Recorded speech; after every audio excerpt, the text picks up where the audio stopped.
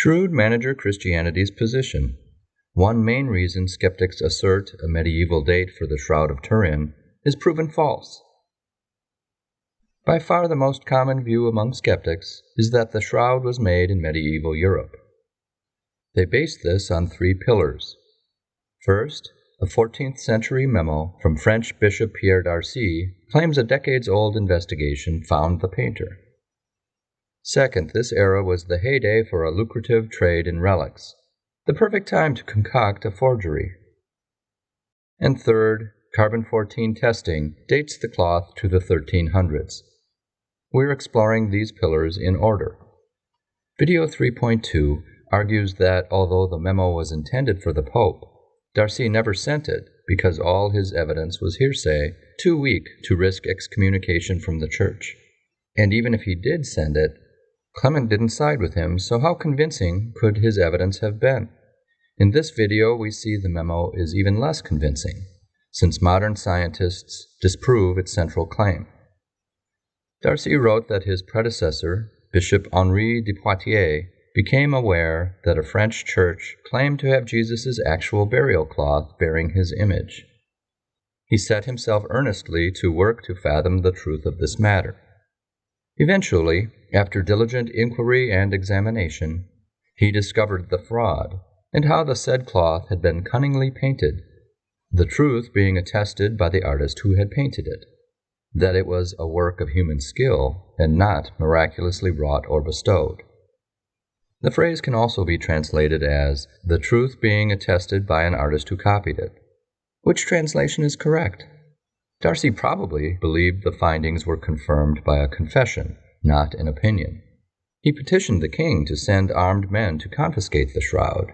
Would he do that based on mere opinion? It doesn't matter for our case, though. Remove the phrase and d'Arcy's meaning is still clear. De Poitiers, he says, discovered how the shroud was painted, that it was handmade, not miraculous. So the diligent investigation he describes says the image is painted. Scientists prove this conclusion is false. Let's look. The only multidiscipline in-person scientific examination in the shroud's history is known by the acronym STIRP. It concludes that no pigments, paints, dyes, or stains have been found on the fibrils.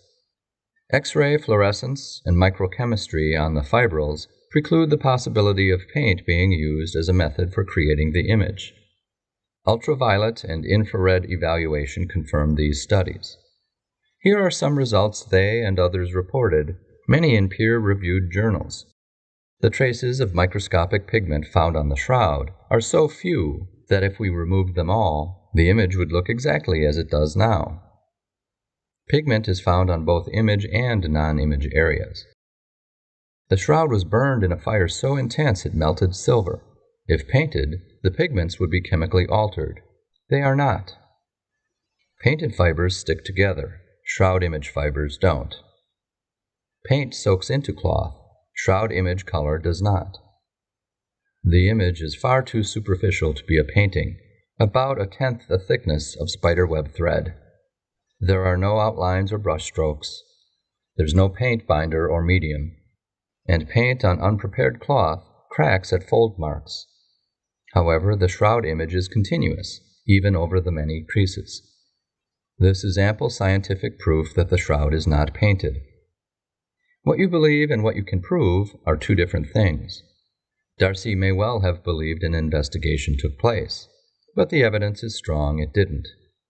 First, there was no corroboration. We only hear of it from d'Arcy. Second, d'Arcy tells us de Poitiers ran his alleged investigation in 1355 or thereabouts. It found Geoffroy de Charny owned a false relic used by his church to scam Christians.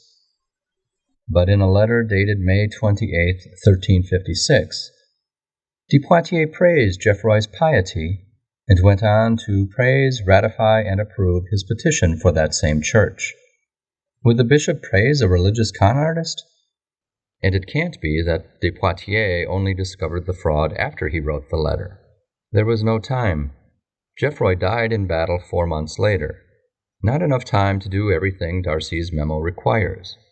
discover the fraud that made the shroud known throughout the world, consult with many prudent persons, and convene investigators to fathom the truth of this matter. And he had to do all this while Geoffroy was away, heroically serving his king, unable to defend himself. Third, Darcy's memo is full of grave charges, yet includes few verifiable details. No firm dates, no painter, advisors, or investigators are named, no attachments are referenced. He doesn't even quote the investigation directly, but just offers a broad synopsis. Fourth, years later, Geoffroy's son married de Poitiers' niece. Unless this was a Romeo and Juliet situation, there was no animosity between their families. In sum, Darcy drafted 2 memos which he probably never sent, for a pope who remained unconvinced, based on a central claim that has been disproven, from an investigation that probably never happened. The memo is wholly unreliable. Further, one of the key players of 1988's carbon-14 tests, Edward Hall, cited the memo as corroboration of the test results. Just as corroboration strengthens a position, lack of corroboration weakens it. So one pillar, the memo, is gone, and another is weakened. We'll dive into the radiocarbon tests soon, but in the next 2 videos we look at the second pillar, the lucrative relic trade, and whether the 14th century owners fit the profile of religious scammers.